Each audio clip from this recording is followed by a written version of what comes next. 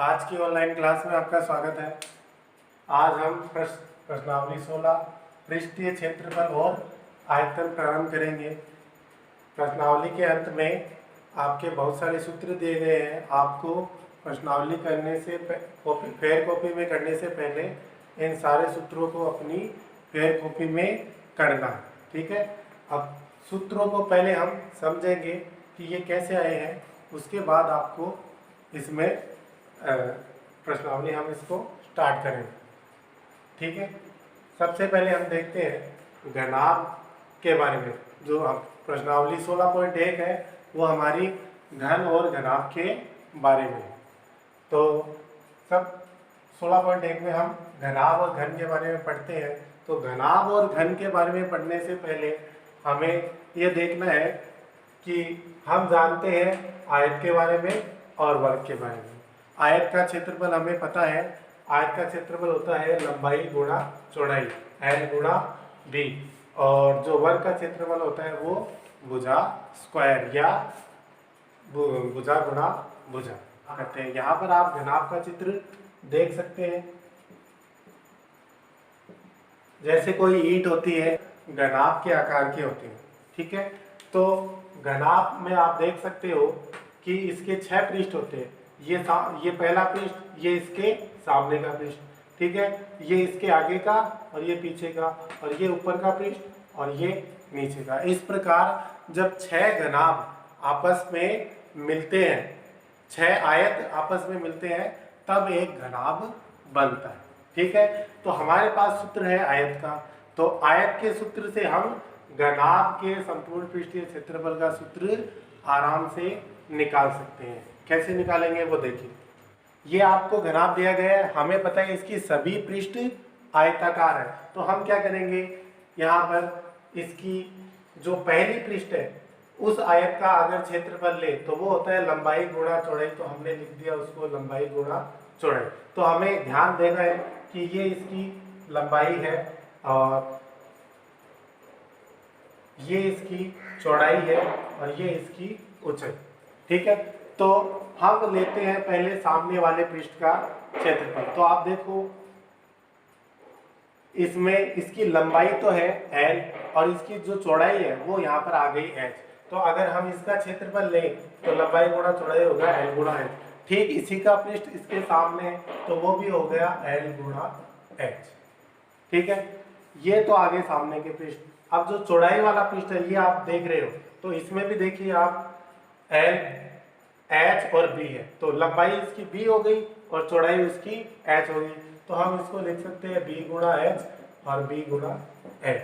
और जो सामने वाला पृष्ठ है ये पृष्ठ, ठीक है, लंबाई और चौड़ाई वाला। तो इसमें हम लेंगे तो लंबाई गुणा चौड़ाई प्लस लंबाई गुणा चौड़ाई। इस प्रकार हमारे पास 6 आयताकार पृष्ठों के क्षेत्रफल है। तो L गुणा H हो गया 2LH और L गुणा B हो गया 2LB और BH हो गया 2BH। अगर हम इन 100 पृष्ठों के क्षेत्रफल को जोड़ दें तो हमारे पास घनाभ का संपूर्ण पृष्ठीय क्षेत्रफल आएगा 2LB plus 2BH plus 2LH। यह H है, एक ही बात है, ठीक है। तो 2 इनमें कॉमन आ रहा है तो ये आ गया 2LB plus BH plus HH। ये आ गया हमारा घनाभ का संपूर्ण पृष्ठीय क्षेत्रफल। तो हमने आसानी से इसको निकाल दिया आयत के क्षेत्रफल से। हमारे पास आयताकार 6 पृष्ठ थे, सभी पृष्ठों का क्षेत्रफल निकाला और ये हमारे पास घनाभ का क्षेत्रफल आ गया। घनाभ का आयतन निकालने के लिए घनाभ का आयतन का सूत्र होता है लंबाई गुणा चौड़ाई गुणा ऊंचाई, ठीक है। उसके बाद घनाभ की चारों दीवारों का क्षेत्रफल। तो घनाभ की जो चारों दीवारों का क्षेत्रफल होता है 2 कोष्ठक लंबाई प्लस चौड़ाई गुणा ऊंचाई। उसके बाद घन का संपूर्ण पृष्ठीय क्षेत्रफल। घन का संपूर्ण पृष्ठीय क्षेत्रफल क्या होता है 6 गुणा L स्क्वायर। देखो घन बनता है वर्ग से। जब 6 वर्गाकार भुजाएं आपस में मिलकर एक आकृति बनाती है तो उसको घन कहते हैं। तो घन का जो आकार होता है कुछ ऐसा होता है। ठीक है, जैसे आप कोई पासा खेलते हो, डाइस खेलते हो, तो वो एक घनाकार आकृति है। तो घनाभ में हमने देखा था लंबाई, चौड़ाई, ऊंचाई अलग अलग होती है, पर इसमें देखिए लंबाई, चौड़ाई, ऊंचाई तीनों बराबर, क्योंकि तीनों का मान समान है, LBH का मान समान है, तो हम इसको घनाभ के सूत्र से ही निकाल सकते हैं। देखिए हमारे घनाभ का संपूर्ण पृष्ठीय क्षेत्रफल था 2LB plus BH plus HH, और इसी से हम घन का सूत्र निकाल सकते हैं। कैसे, ये देखिए घन में जो चौड़ाई है वो भी लंबाई के बराबर ही है, तो इसको लिख दिया L गुणा है, ठीक है, और जो ऊंचाई है वो भी लंबाई के बराबर है, तो ये भी हो गया L गुणा L, और ये भी हो गया L गुणा L, तो तीनों ही L है, तो ये हो गया L square plus L square plus L square, तो ये हो गए 2 गुणा 3L स्क्वायर, तो ये हो गए 6L स्क्वायर, ठीक है। तो ये आपका घन का जो संपूर्ण पृष्ठीय क्षेत्रफल है वो आप घनाभ के पृष्ठीय क्षेत्रफल से ही ज्ञात कर सकते हो।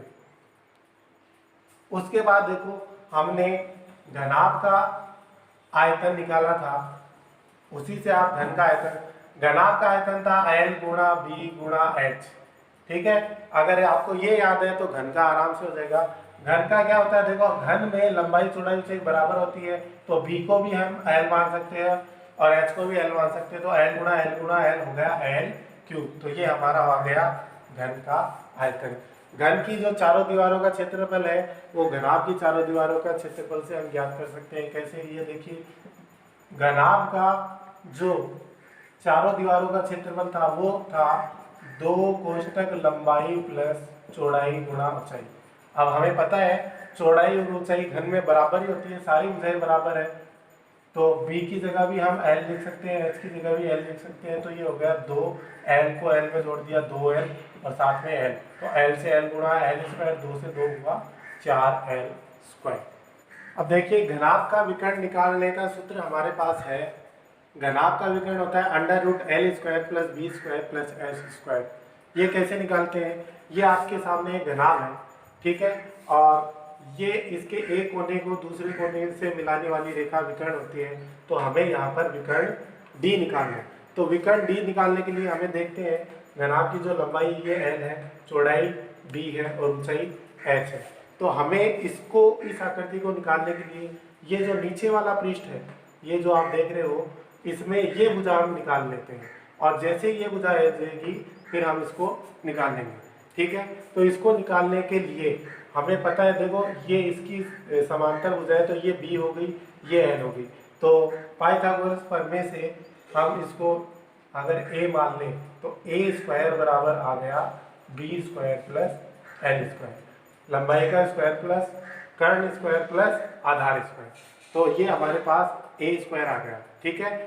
और अगर जब हम इस त्रिभुज में बात करते हैं तो इसकी ऊंचाई है H, और ये भी एक समकोण त्रिभुज है, तो समकोण त्रिभुज में ये जो आप D देख रहे हो, जो विकर्ण है घनाभ का, ठीक है, ये इस समकोण त्रिभुज का कर्ण है, तो इसके हिसाब से जो पाइथागोरस प्रमेय होगी वो होगी A square plus H square, ठीक है, और D स्क्वायर बराबर आ गया, A स्क्वायर का मान हमें पता ही है L square plus B square और साथ में H स्क्वायर, ठीक है।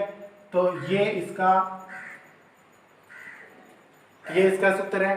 D हमें निकालना है तो हम इस पर अंडर रूट लगा लेते हैं, तो घनाभ का विकर्ण आ गया under root L square plus B square plus H square. और फिर घन का विकर्ण निकालना है तो हमारे बहुत ही आसान है। घन का विकर्ण निकालने के लिए घनाभ का विकर्ण देखते हैं under root L square plus B square plus H square. हमारे पास दे रखा है घन का विकर्ण अंडर रूट 3L। देखिए बहुत सरल है ये, कैसे निकालें, देखो घनाभ का विकर्ण है L square plus B square plus H square और घन का विकर्ण है अंडर रूट 3L। हम इसी सूत्र से ये निकाल सकते हैं, अलग अलग याद करने की जरूरत नहीं। हमें पता है, देखो घन में तीनों लंबाई बराबर होती है, चौड़ाई भी लंबाई के बराबर, ऊंचाई भी लंबाई के बराबर, तो हम इसको भी L स्क्वायर और इसको भी L स्क्वायर लिख सकते हैं। तीनों को अगर जोड़ दे तो 3L स्क्वायर आ गया, और अंडर रूट और स्क्वायर आपको पता है कट जाते हैं, तो 3 पे तो अंडर रूट रहा, L स्क्वायर से L कट गया, तो घन का विकर्ण हो गया 3L। √3l। तो ये 6 तो मैंने आपको लिखाए हैं, इसमें जितने भी सूत्र आपको सारे फेयर कॉपी में करने हैं प्रश्नावली चालू करने से पहले। इसके बाद हम सवालों को देखते हैं। प्रश्नावली 16.1 में 2 का सवाल करते हैं। दिया गया है 3 घनों की भुजाएं क्रमशः 8 सेमी, 6 सेमी और 1 सेमी है। इन्हें पिघलाकर एक नया घन बनाया जाता है, तो नए घन का संपूर्ण पृष्ठीय क्षेत्रफल ज्ञात कीजिए। हमें दे रखा है 3 घनों की भुजाएं हैं। पहले घन की भुजा दे रखी है, देखो हमें 3 घनों की भुजाएं दे रखी है जो क्रमशः है 8, 6 और 1, और इसको पिघलाकर एक नया घन बनाया जाता है। तो हमें क्या करना है, लिखेंगे पहले घन का आयतन। पहले घन की भुजा हमें दे रखी है 8 सेमी। तो आपको पता है घन के आयतन का सूत्र होता है L3। तो इसका आयतन आ गया वो है 512 घन सेमी या सेमी क्यूब। फिर दूसरे घन का आयतन, दूसरे घन की भुजा हमें दे रखी है 6 सेमी। तो 6 की क्यूब कर देंगे हम, 6 गुणा 6 गुणा 6, तो ये आ गए 216 घन सेमी। फिर तीसरे घन का आयतन, तीसरे घन का आयतन हमें दे रखा है, तीसरे घन की भुजा हमारे पास है 1 की क्यूब, और 1 की क्यूब होती है 1 घन सेमी। अब ये बोल रहे हैं इन तीनों घनों को पिघलाकर नया घन बनाया गया है, तो नए घन का आयतन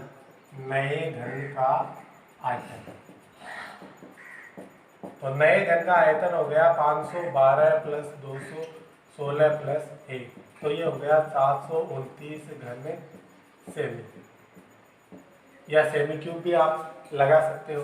ठीक है, ये नए घन का आयतन है। हमें पूछा है नए घन का संपूर्ण पृष्ठीय क्षेत्रफल ज्ञात कीजिए।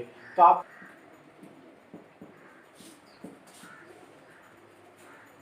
नए घन का आयतन हमारे पास निकला 729। घन के आयतन का सूत्र होता है L3 बराबर 729। तो निकालना है तो हमें क्या करना पड़ेगा, 729 का घनमूल निकालना है। तो 729 का जब घनमूल निकालते तो 729 का घनमूल आ गया 9 सेमी। ये हमारी नए घन की भुजा है। अब हम नए घन का संपूर्ण पृष्ठीय क्षेत्रफल निकाल सकते हैं। नए घन का संपूर्ण पृष्ठीय क्षेत्रफल, नए घन का संपूर्ण पृष्ठीय क्षेत्रफल का सूत्र आपको पता ही है। घन के संपूर्ण पृष्ठीय क्षेत्रफल का सूत्र होता है 6l²। तो 6 गुणा l का मान है 9 का वर्ग, तो ये हो गया 6 गुणा 81, तो ये आ गया 486 वर्ग सेमी। आज के होमवर्क में आपको 16.1 में पहला और तीसरा सवाल करना है। पहले में दे रखा है घनाभ 12 सेमी लंबा, 9 सेमी चौड़ा और 5 सेमी ऊंचा, इसका संपूर्ण पृष्ठीय क्षेत्रफल और आयतन। तो हमारे पास तीनों लंबाई है, लंबाई चौड़ाई ऊंचाई। तो हम दोनों सूत्र लगाएंगे। संपूर्ण पृष्ठीय क्षेत्रफल 2 कोष्टक LB plus BS plus HL, और आयतन में L गुणा B गुणा H। आसानी से इसको निकाल सकते हैं। इसके बाद इसको करने का क्या तरीका होगा, सबसे पहले हम लिखेंगे घनाभ की लंबाई, घनाभ की चौड़ाई, घनाभ की ऊंचाई, फिर लिखेंगे घनाभ का संपूर्ण पृष्ठीय क्षेत्रफल, फिर उसका सूत्र लिखेंगे 2 कोष्टक LB plus BS plus HL, फिर उसका मान रखेंगे और फिर निकालेंगे। ऐसे ही फिर लिखेंगे घनाभ का आयतन L गुणा B गुणा H और फिर इसको निकालेंगे। फिर तीसरा सवाल है, एक संदूक की माप 50 सेमी गुणा 36 सेमी गुणा 25 सेमी है। तो कवर बनाने के लिए इसको कितने वर्ग सेमी कपड़े की आवश्यकता होगी। तो देखिए हमें लंबाई चौड़ाई ऊंचाई दे रखी है। लंबाई 50 सेमी है, चौड़ाई 36 सेमी है और ऊंचाई 25 सेमी है। ठीक है, और आपको दिया है इसको ढकने के लिए कितना कपड़ा आवश्यकता हो। तो अगर आपको पेंट किसी संदूक पर या किसी बॉक्स पर पेंट करने के लिए कहे या उस पर उसको कवर करने के लिए कपड़े से, तो इसका मतलब आपको इसका संपूर्ण पृष्ठीय क्षेत्रफल निकालना है। तो यहाँ पर भी आप घनाभ का संपूर्ण पृष्ठीय क्षेत्रफल का सूत्र लगाएं।